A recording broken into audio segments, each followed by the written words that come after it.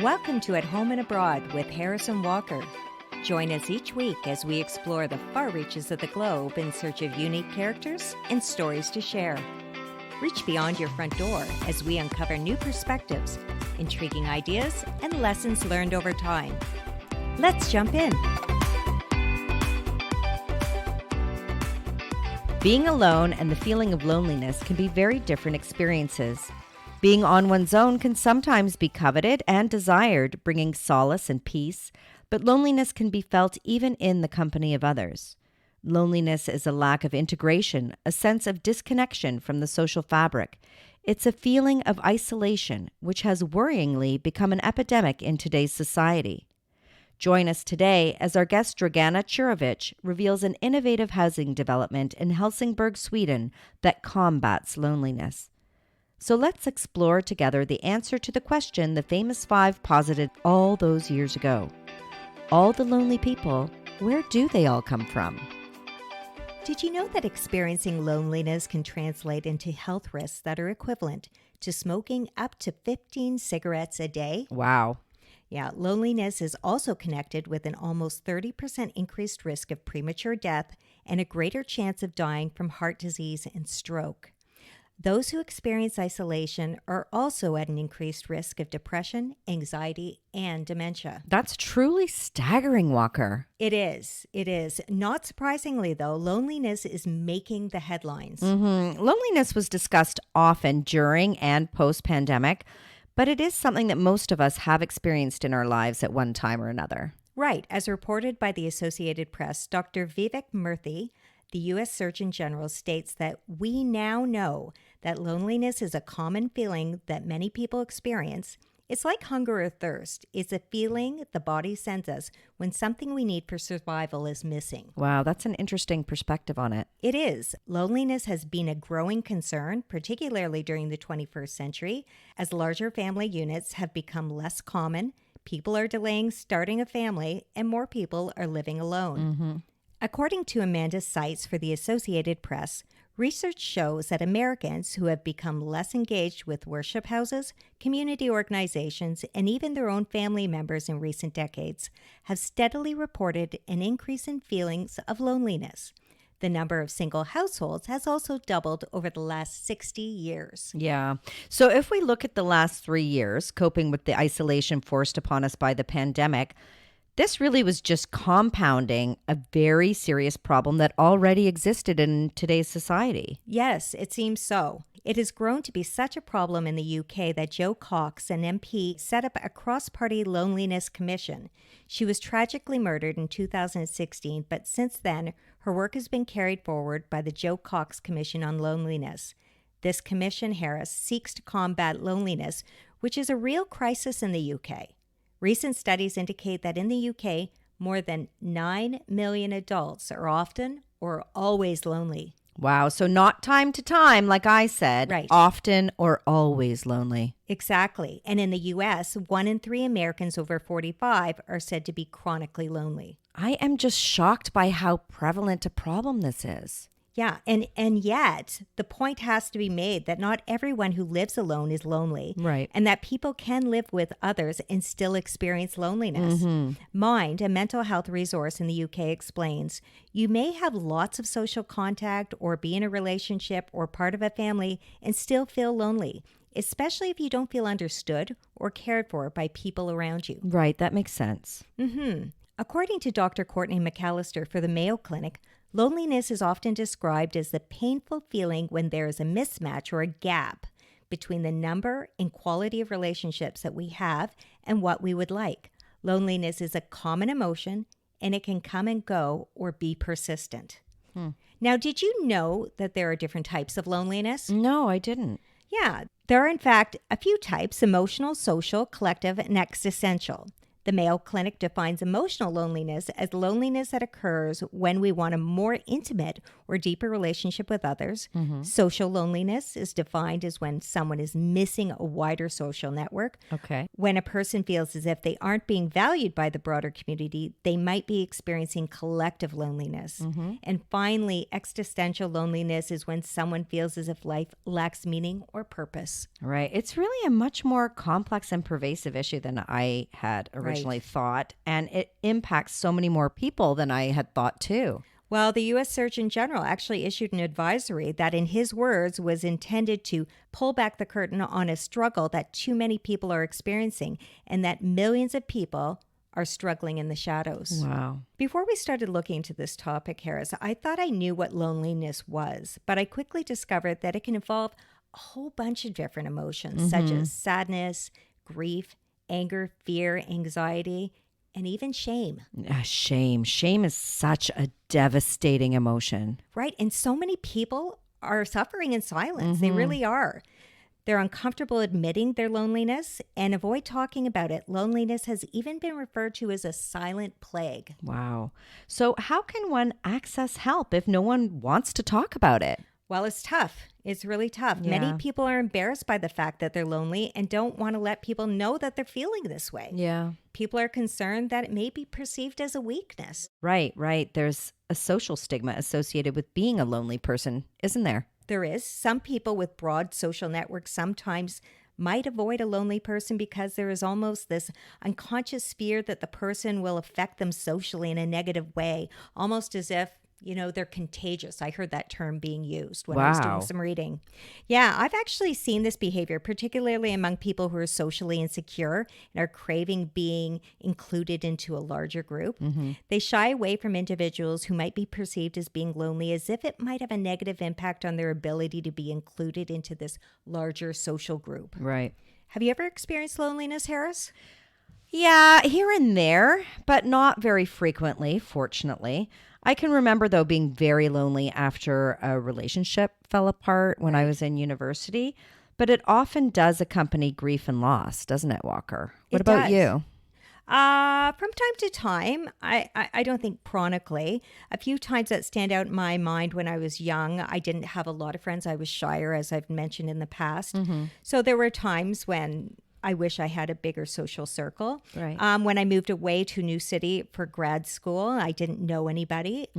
So that was a very lonely time, a lot of tears. Yeah. And when I was conducting my doctoral research as well, apparently loneliness is something that doctoral students experience quite often. They're studying an area of study that's very narrow and very few people, if anyone, can relate to. It's original research, so very few people will be understanding because you're pushing the topic forward. Right. I do know people, though, who have and continue to experience chronic loneliness that really isn't situation specific. So that's interesting. Do you think there's a link between loneliness and mental illness? Well, according to Mental Health America, loneliness may be a response to a mental health condition, or it could be the trigger that initiates a mental health condition. Right. MHA notes that unfortunately, it can be a self-perpetuating cycle with symptoms that limit connections and support, which leads to the loss of those supports as protective factors, which may increase symptoms and so on. Right, I can see that. Anyone experiencing loneliness should really consider speaking to their doctor or maybe their therapist. The more support you can access, I think the better. Absolutely. So how about our senior population? It has to be an issue for them. Loneliness can really be experienced at any age, but is definitely an issue for the elderly as we can become more socially isolated as we age. More recently, however, younger people, particularly teens and young adults aged 15 to 24, have been significantly struggling with loneliness, Harris. In fact, the suicide rate of young adults aged 15 to 24 has tripled since the 1950s, which might be an indication of this struggle. I imagine it is, and that's just a tragic statistic.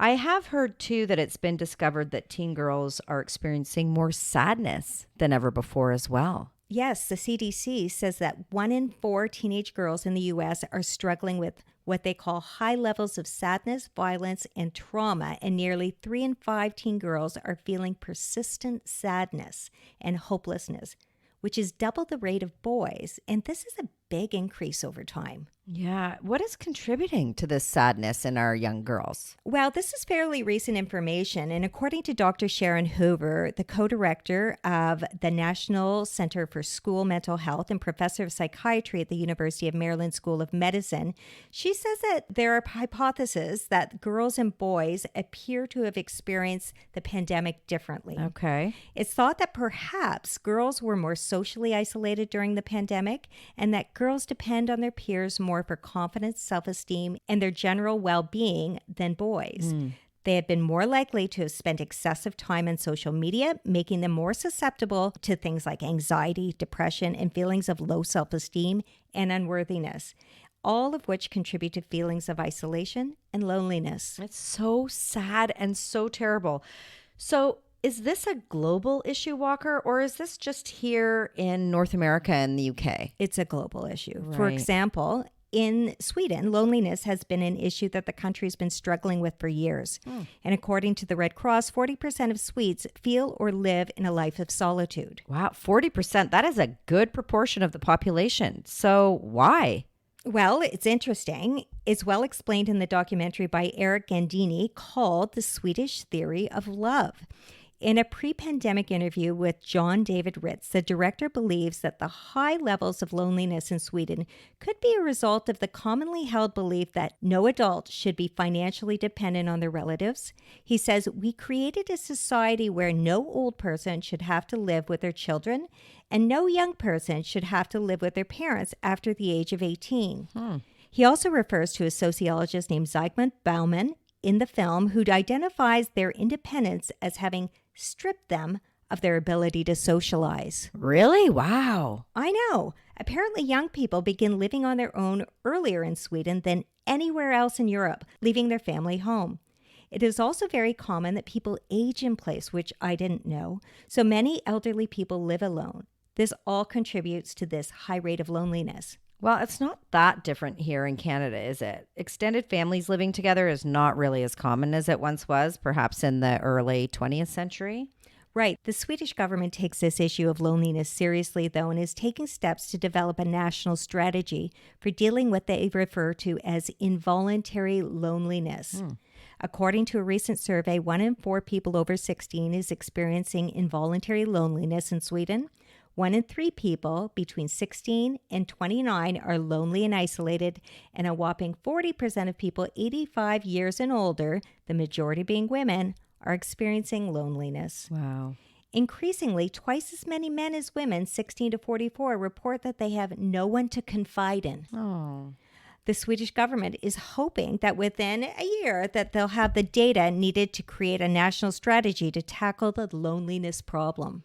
Well, our next guest has actually done something about this issue.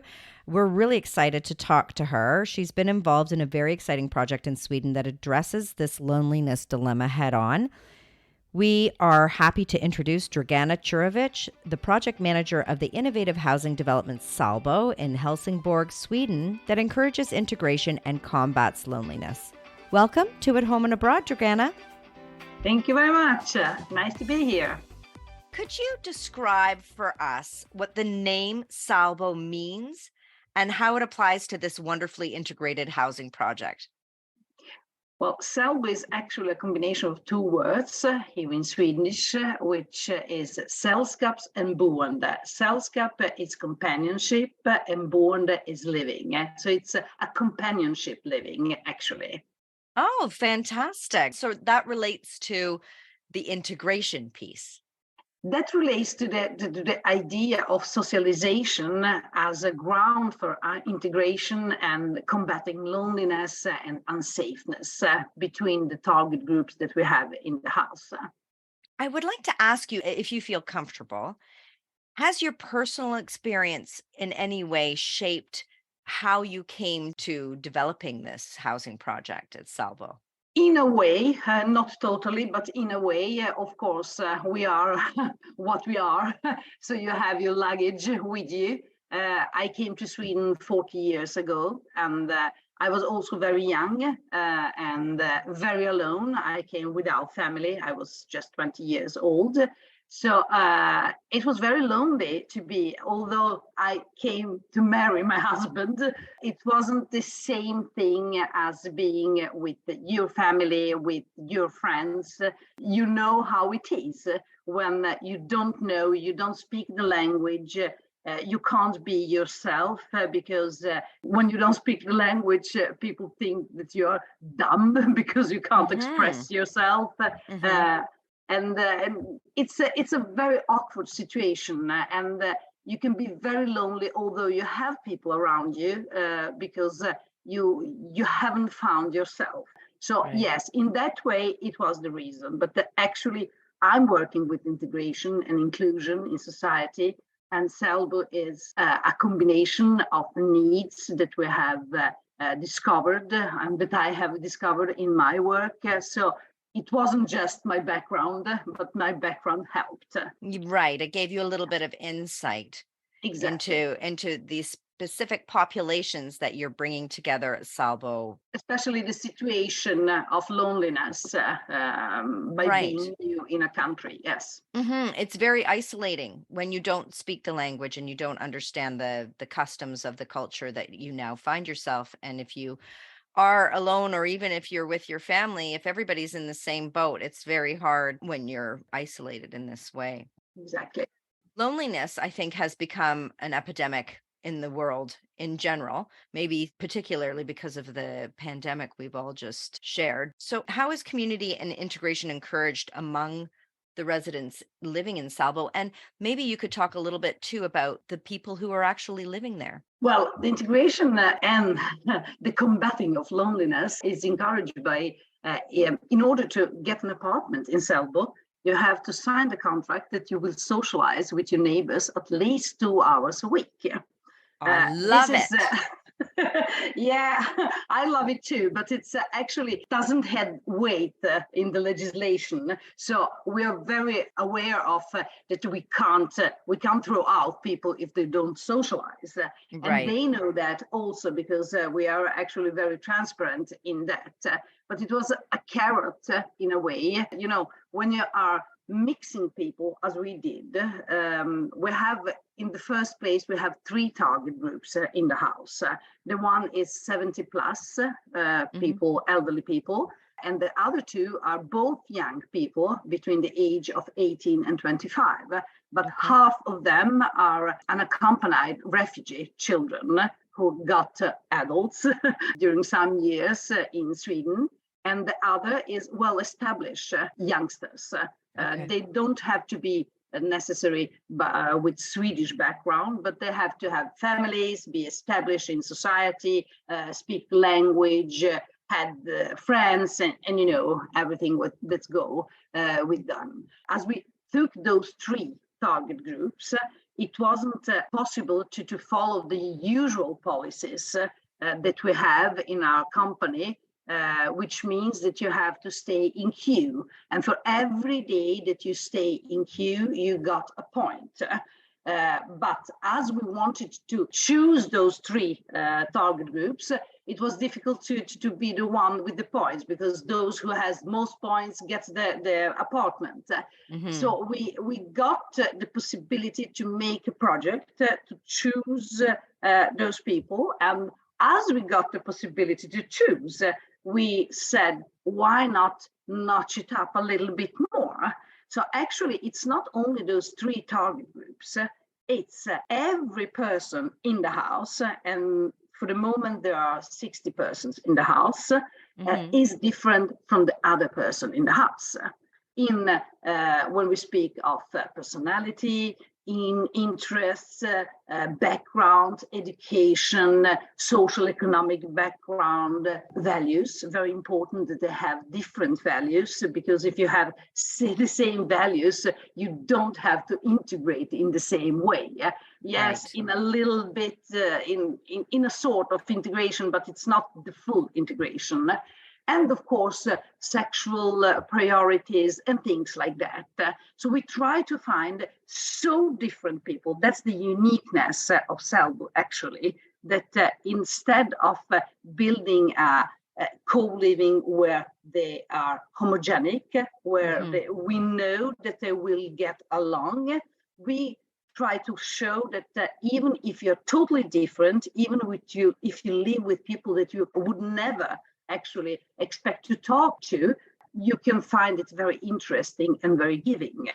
And that's the point. So in order to do that, we knew that as they are very different, there will always be people who are very extrovert, who will take all the time, all the place.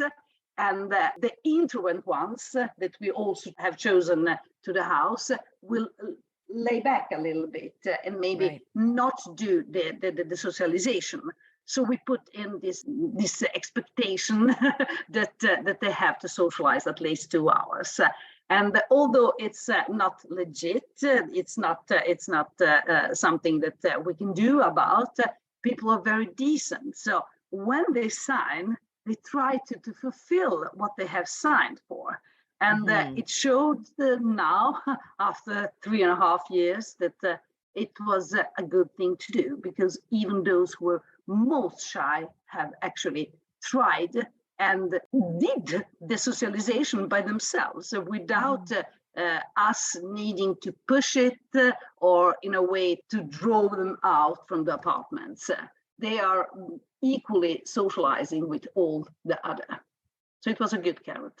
That's remarkable, and definitely addresses loneliness, particularly for those people who are more introverted. That's going to be much more of a challenge for them to socialize. So it is, as you say, a carrot. I have to say, I was super excited when I came across this housing project online. I'm just wondering, Dragana, if you can explain the lived experience of the residents in Salvo. For instance, has the living arrangement improved the lives of both the elderly residents and newcomers to Sweden, and in what way? Now, Salvo, it's not anymore a project. It's part of our ordinary organization. And what we have noticed by those 3.5 years, it's that the elderly people, they feel very lonely, although they have families, children and grandchildren. And this loneliness made them also feeling very isolated from society, although they are Swedish people born and raised in Sweden. So it was a very strange and very big surprise for us to identify this loneliness feeling, but most of all, this social exclusion that they were experiencing. So that was one of the things that made us choose this group. And the other group, which was very important, was those youngsters, refugee, unaccompanied, who came to Sweden when they were minors, who have maybe traveled a lot around in Europe or even in the Middle East before coming to Sweden, and have an experience of not knowing what will happen with them, if they can stay or not. It's a very strange experience, and they haven't had adults in their life for a long time.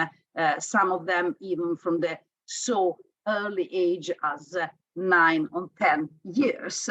When they came to Sweden, their isolation was very natural, and they felt not integrated in the group, for the first because they have problems knowing if they will stay, which is very heavy for so young people. The other is that they didn't have the natural entrance in society. They went to school, yes, but as you don't speak the language, you don't have the ordinary life. Here in Sweden, you can't place them everywhere. You can place them only in family homes, or in those homes for young people that we call HVB homes, which are support homes, not only for refugee children, but in that case, during this period where it was this refugee crisis, it was almost always just refugee children, unaccompanied, who were in those homes. So you can imagine their entering a society was very, very difficult. But at the same time, we experienced that the elderly people said that they had problems following. The social isolation was not just because they were lonely, but it was also because there was a lot of information. They are bombarded by information from all parts of the society, and they can't follow it, actually. They can't find out what is true and what it's not, what is fake, what it's not. And in order to do not make mistakes, they isolate themselves and rely just to one media, maybe the newspaper that they always read, and things like that.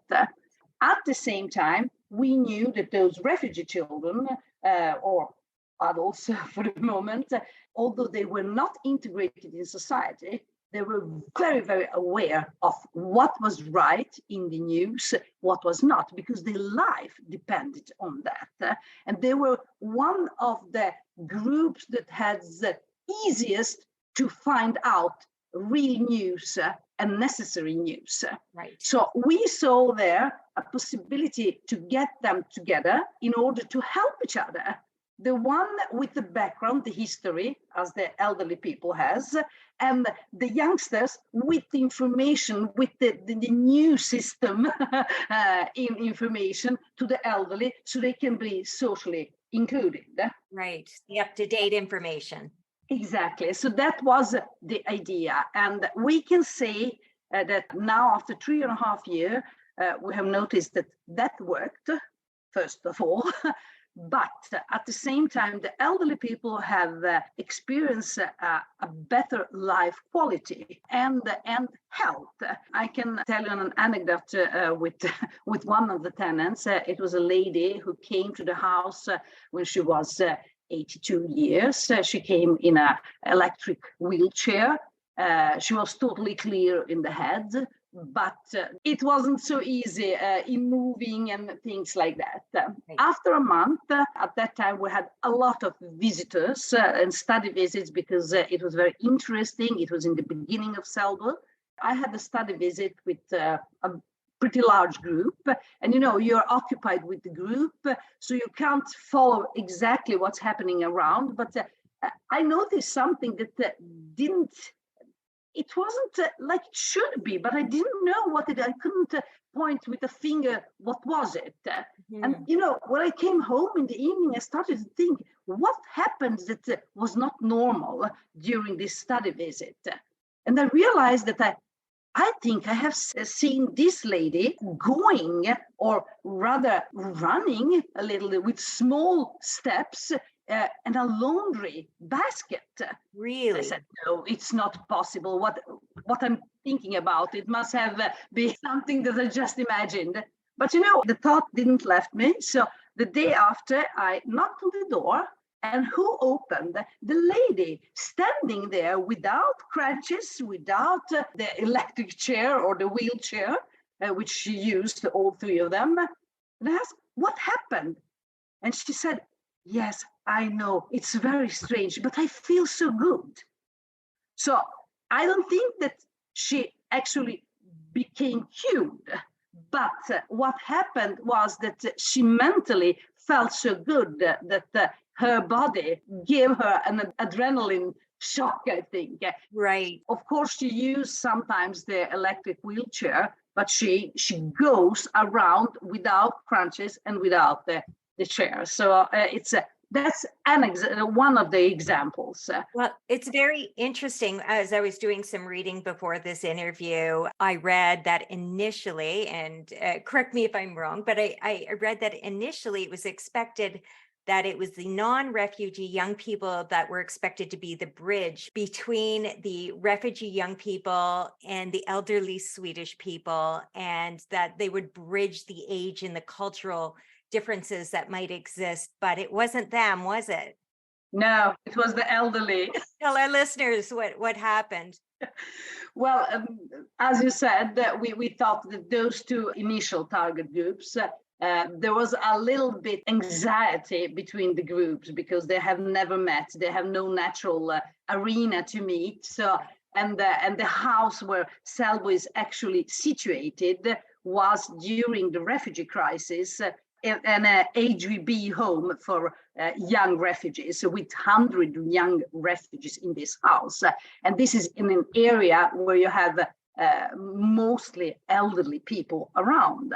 So by that, it was very strange because you didn't have other youngsters. First, they were young. For the second, they looked differently. For the third, they spoke another language or another languages. And for the fourth, there was also the problem that, as I said, they were very troubled by not knowing if they will stay or not. So they were awake a lot during the nights, and they smoked. And in those HVB homes, you have very strictly fire alarms. So they went off immediately, which meant that we had every second day an evacuation of the house, because you have to evacuate as the fire alarm starts to ring. And the firefighters came, and they didn't came alone. They came with the other blue lights, which means the ambulances and the police. And you can imagine all those elderly people around seeing that, reading in the newspaper all about what media has written about those HVB homes, because media hasn't been so kind towards this target group during this period. Right. And there were incidents in other HVB homes also, but we didn't have those incidents. Our incidents were with those fire alarms. But no matter that, they thought that there were incidents.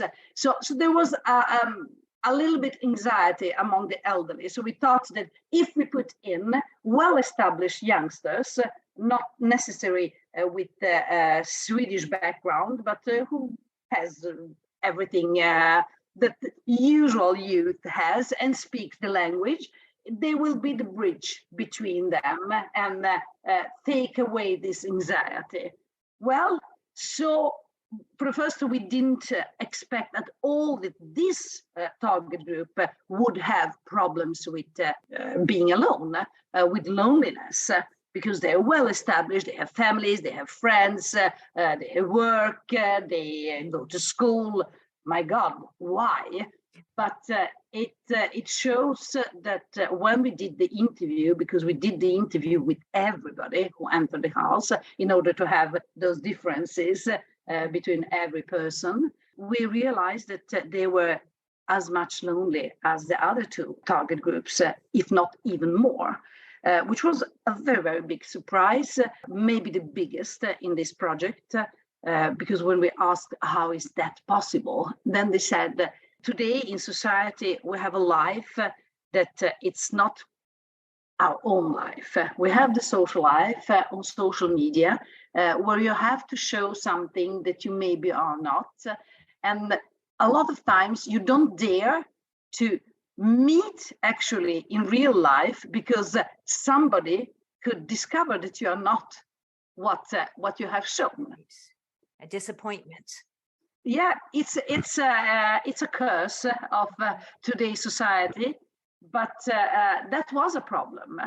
But we still thought, well, they can be culturally, they can be the bridge. Mm-hmm. They are not. The youngsters, the two youngsters groups are both very keen on socializing between the elderly and them, all three groups together, or every young group separately with the elderly. But between them, the two young groups are never socializing alone, wow. Which is very, very strange. They're starting first now after 3.5 years in the house. And who are the bridges? The elderly, of course. That's so they got a life in the house. They got a purpose. They started to find the purpose of life again, because there is a lot of ageism in society, and here in Sweden, and I suppose it's pretty much the same in many other countries, not everywhere, but in many other countries. When you get retired, you have done your work. Now you are not a part of society in that way. You're not needed. And that's a problem because, people are 67 years. They are still very young in their thoughts. They need something to do. It's a very long period from 67 to 85, 86 or 90 or 100 to live and not having a purpose. And you haven't, because your children has their life, everybody is so independent. So suddenly they are in a house and they are needed. They are needed to be the grandmothers, the grandfathers, but without having it as a must. They do it because they want to do it, when they want to do it, in the amount of time and effort they want to give. And suddenly you see, oh, that's nice. They respect us. They see up to us. They look at us as a source of wisdom, and they start to be the ones who connect everybody.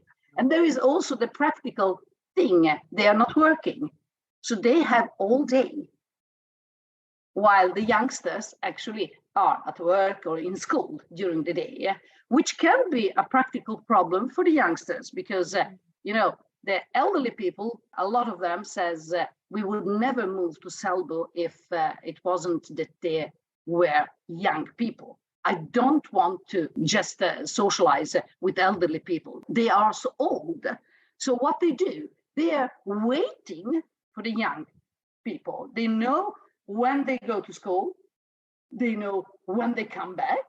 So they're waiting in the lobby and they're just jumping on them to be with them, which can be a problem if you are in a hurry to go to school or to the job, right, to take the bus, and they are very, very nice, those youngsters in the house, and suddenly 2 or 3 elderly people wants to chat. Yeah. And they chatted and they came always very late to school. In the end, they went to the host in the house and said, we have a problem. We don't know how to do. But you have to say that you are busy. Yes, but it's not so kind because we know that they need that. So now they have used themselves to that. But it was a problem in the beginning because they wanted to socialize all the time. It's so funny because in some ways it's a good problem, but it's a problem nonetheless. Have you faced any other challenges in the development in the operation of Selbo? Yes, we had a very big challenge because we started Selbo in November 2019. Right. And what happened in March 2020? COVID, of course, the pandemic. So when you have a concept which is going where the platform is that you have to socialize with your neighbors. All the togetherness, right? All of a sudden you have to go out and say, please don't do that, and go out with strong recommendations to don't socialize, because 60% of the people living in the house are people over the age of 70, which meant it was a very big risk that they could get sick if they socialized. But at the same time, the togetherness area, which is 580 square meters, is something that's calculated in the rent, which means that we can't say to them that they are not allowed to use it. So we couldn't close this area. We could just recommend, as our authority did. But they didn't listen. They continued to socialize in the beginning behind our back when we are not in the house. As time went on, they did it even openly, but they did it with decency and with thought. So they were very, very accurate not to be very near. They did it because it started in March. The weather became better, so they started to socialize in the garden. And there were some of the elderly who didn't want to get out from the apartments, but as all the apartments has balconies, they socialize through the balconies. So they asked each other, is everything okay? Do you need something? The youngsters went out and shopped for the elderly. for those who didn't get out. They even drove them out in the forest in order to be outside, but not among other people. But, here in Sweden, I don't know how it was in Canada, but here in Sweden, the authorities said that it was very good if you could find one or two family members that you can socialize with in order to not be lonely. Well, the problem in Helsingborg was that they expanded the family word. So the whole Helsingborg was their family. So they didn't actually socialize with their real families because they were outside the house, but they socialized with all people in Helsingborg. One large bubble. One large bubble, one society in a mini format. Those people didn't feel the pandemic as other people in society did. And we can say that the big success of Helsingborg, which we can now say is a success because they're still living there, they love it, they want to continue. We had some people that moved out because of natural reasons that came back. That's a testament to how much it's working for everybody, right? Exactly. So we can say that the pandemic was part of this success. Right. It wasn't that we had the success even if the pandemic happened. We can say that the success is maybe because of the pandemic. Interesting. It was a very, very, very important factor for the success. Yes, that was one of the challenges. But other challenges were more in the beginning before we started Helsingborg, because in order to start such a complex. Although it sounds very simple and not rocket science, it's very difficult to put together. It's pretty much a social experiment because you put very, very different people together. People are people. You can have conflicts, you can have problems, and then we have also policies in which way you work, in which way you renovate. Here we have to take all those policies away and to do something totally different, which was a very daring from our company and from our owners, which is the municipality, to say, yes, do that, because nobody has done that before. And there was a very big risk that it could go very bad. So of course that there were challenges, but I think that the point, we have direct democracy in the house, and Helsingborg, although it was our idea and we build it up, we realized that we want to put all the details with target groups. So those people who actually would probably live in the house has to be involved. And we did it. So everything we have in Helsingborg is actually a dialogue with the three target groups that are living in Helsingborg. And then when we got the people living in Helsingborg, we have direct democracy. So they have monthly meeting where they discuss and decide about the togetherness area, which is very important. So every apartment has one vote, no matter how many people lives in the apartment. Okay. It's a must. You have to be on the meeting. If you're sick or you have work or things like that, then you can leave your vote to a neighbor, and you have to say to the host which neighbor has your vote, if we are voting something on the monthly meeting, which makes this a society where they have to build it with us. It is a challenge also because people draw each other to people who are alike you. It's natural. It's chemistry. It's also easier. So because of that, we have a co-host in the house. And the work of the host is not to activate those people, because the activities, they have to do it by themselves if they want. But it's more to be a facilitator, a moderator, a person who feels if there is a conflict coming on, emerging, and stop it before it starts. you have to work with that all time. You can't leave it. Because if you leave it, it starts to be, we are people, we are humans, and humans has their own way. Well, before I ask you my last question, you had touched on the municipality. I'm just wondering, what sort of issues did you have getting it started with the municipality? Because sometimes a government, can slow things down, right? We didn't have actual problems with the municipality. Oh, great. Generally, but the problem was to accept, to let us, they are our owners. So they are in the board, and they are the one who says yes or no. Although it's our idea, we work it off, but our company is owned by the municipality. Okay. And the problem was actually the legislation that we have, the rules that we have when you renovate a house, the rules that you have when people are expecting an apartment, and in order to step on those rules and do something different, it's very daring from the politicians who were in the board to say, okay, try it. So you have to have people that really believe in you. Yes.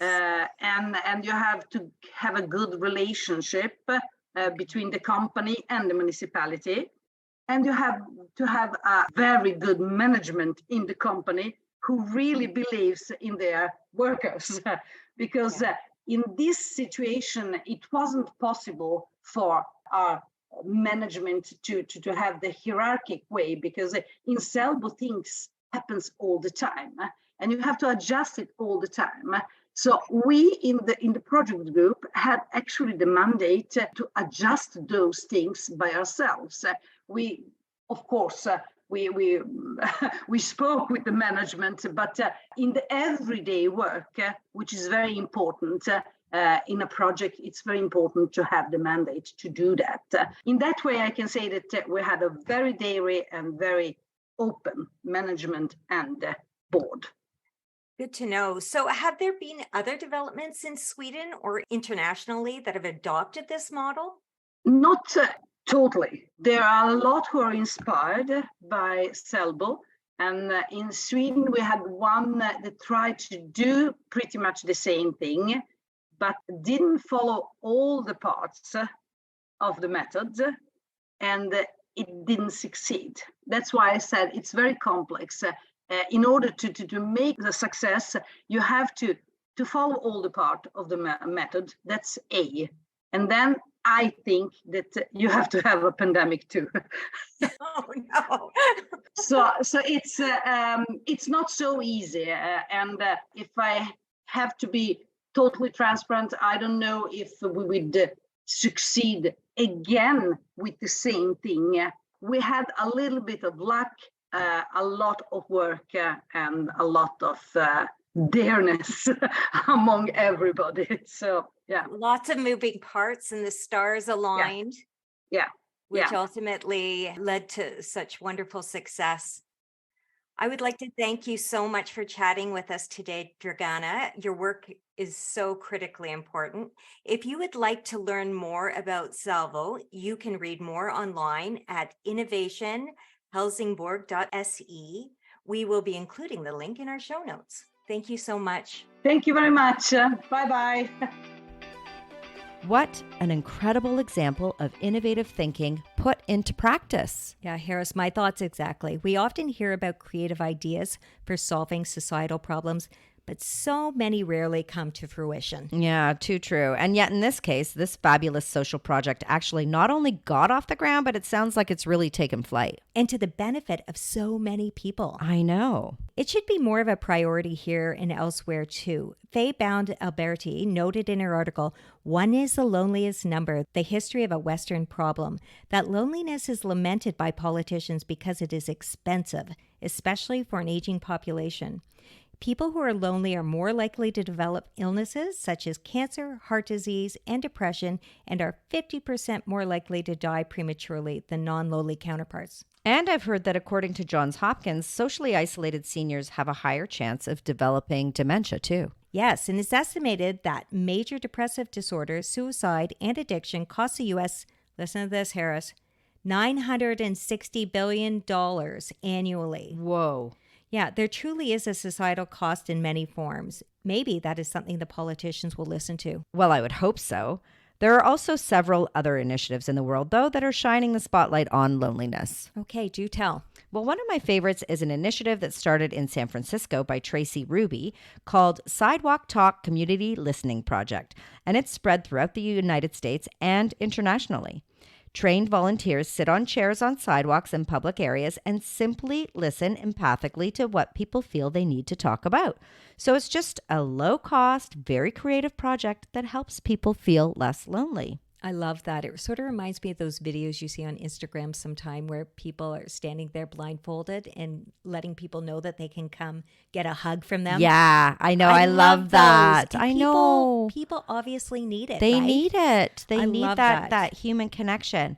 Also, the Foundation for Art and Healing, founded by Dr. Jeremy Noble, offers lots of really great information on isolation and loneliness on the website. They host conferences on the topic as well, trying to help educate and inform those who are experiencing loneliness and also those who are trying to help those people. I've been on that website before. It has fabulous content. Yeah. So loneliness is a struggle in today's society. Just how are people trying to make social connections? Well, in a lot of different ways, and often using technology, even though our dependence on technology has contributed to the loneliness crisis.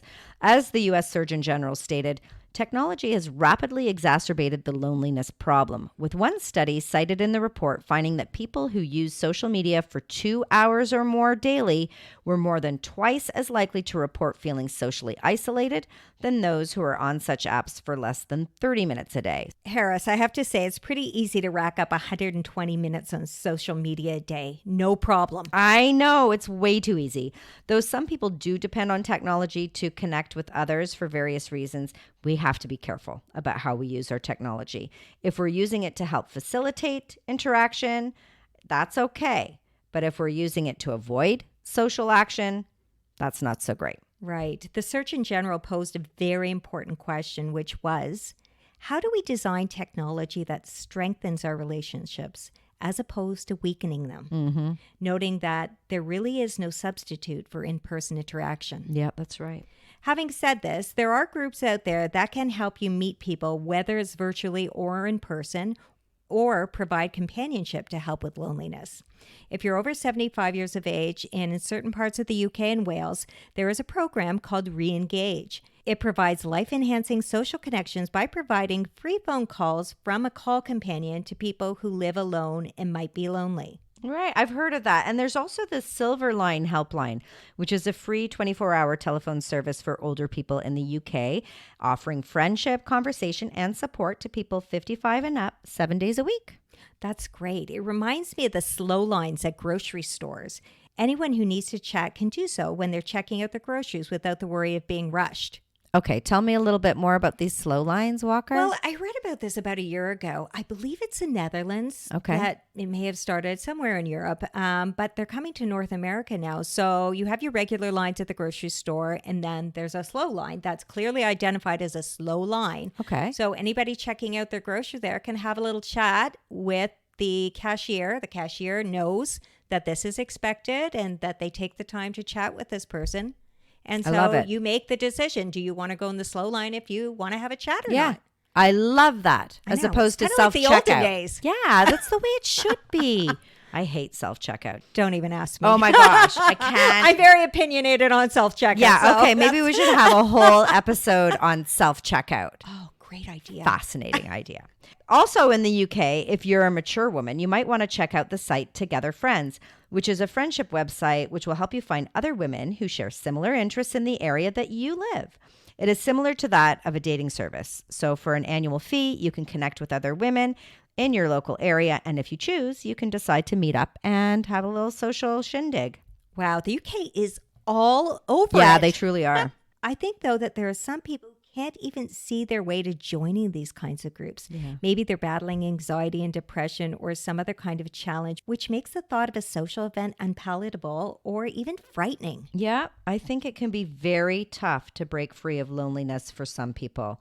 Medical and mental health support might be the best route in those cases, but there are also quite a few online groups that can provide real community, even though they're not in person. There are even, get this, Walker, online choirs, and you know that's right in my wheelhouse, like the Sofa Singers. Singing and a sofa, Harris? Yeah, pretty amazing. People join in from all over the world to sing online for 45 minutes, and they even have a virtual tea break. So pretty much perfect. Yeah, even my own rock choir during the pandemic, Voices Rock Ensemble, was virtual. And though it's not quite the same as singing all together, that real sense of togetherness did remain. Just as the great Maya Angelou said, music was my refuge. I could crawl into the space between the notes and curl my back to loneliness. Boy, that's beautiful. Isn't that beautiful? I know, music is a great healer. So have you heard of Stitch, Walker? I don't think so. What is Stitch? And it's not the little character. It's Lilo not and the friend Stitch. of Lilo. Not the friend of Lilo. Stitch is a member-based community for people over 50 who are seeking companionship, but not necessarily romance. The intent is to improve the lives of older adults around the world in the face of so much social isolation and loneliness. So they offer local events, online discussions, and even some travel.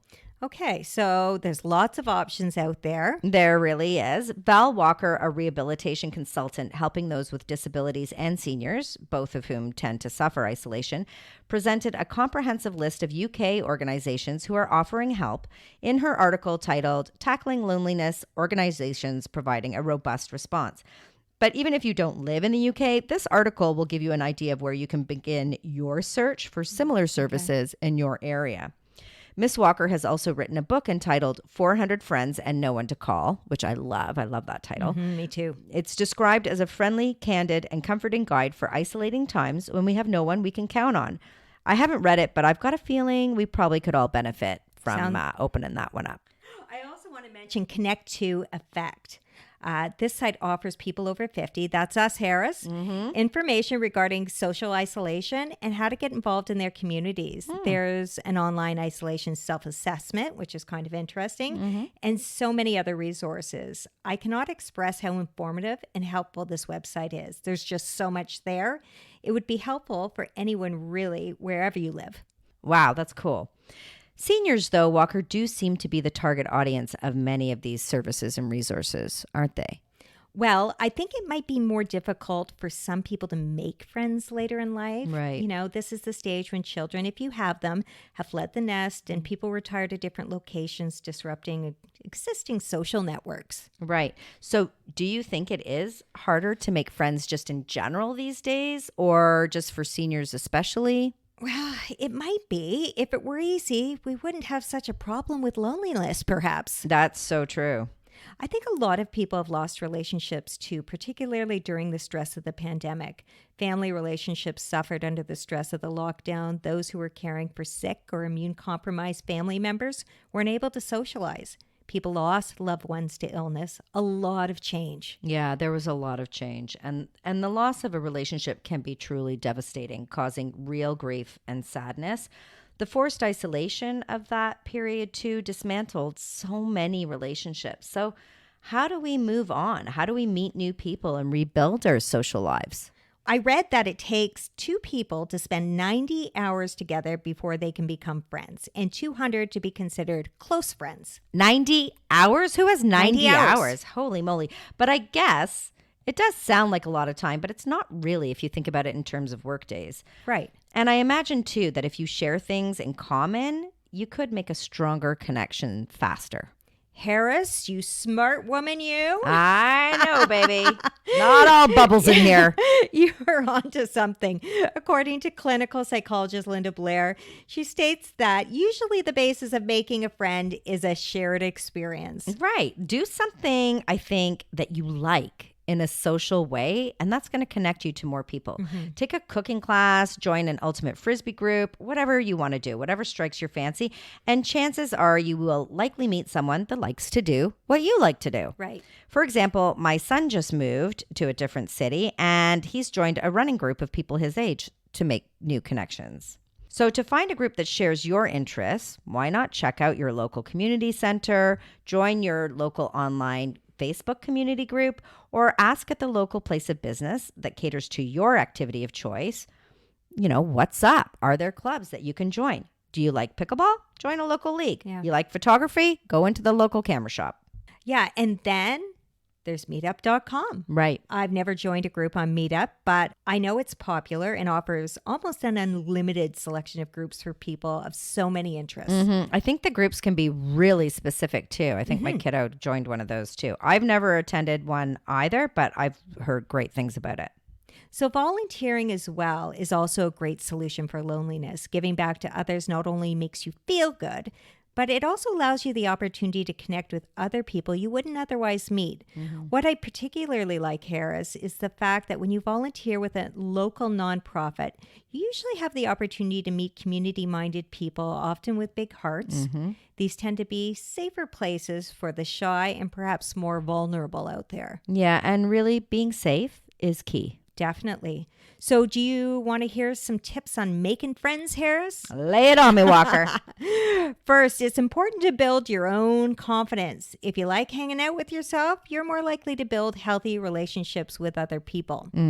We already talked about it, but do what you're passionate about. Common interests help build connections, but your happiness will be contagious too. Right. And just get out there. Just give it a try. It's hard to make friends if you don't create the opportunity to interact with other people, right? Yeah. It helps to meet people in a neutral public space as well. Less pressure. Yeah, like don't make that 3-hour dinner reservation where you're stuck face to face trying to make small talk, right? That's bad. Go for a walk and a tea. Ask questions and listen. Everybody is fond of someone who's truly interested in what they have to say. And finally, don't expect too much from one person. It's a lot of pressure. It's healthier to have a variety of friends. Yeah, those are all really good tips. And there is plenty of help out there. Please do not suffer in silence. If you're lonely, reach out to your doctor, explore beyond your front door. You will find like-minded people who might be struggling just like you are.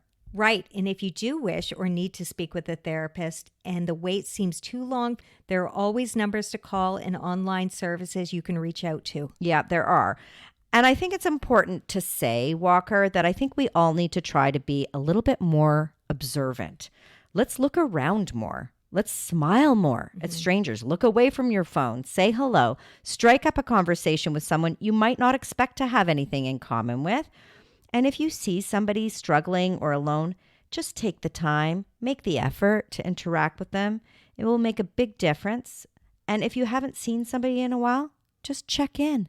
It takes a village, Harris. We need each other. So true, Walker. So true. Thank you for joining us at Home and Abroad with your hosts, Harris and Walker. Subscribe to follow us each week as we continue the conversation. You can also say hi to us on Instagram at Harris and Walker. We would love to hear from you.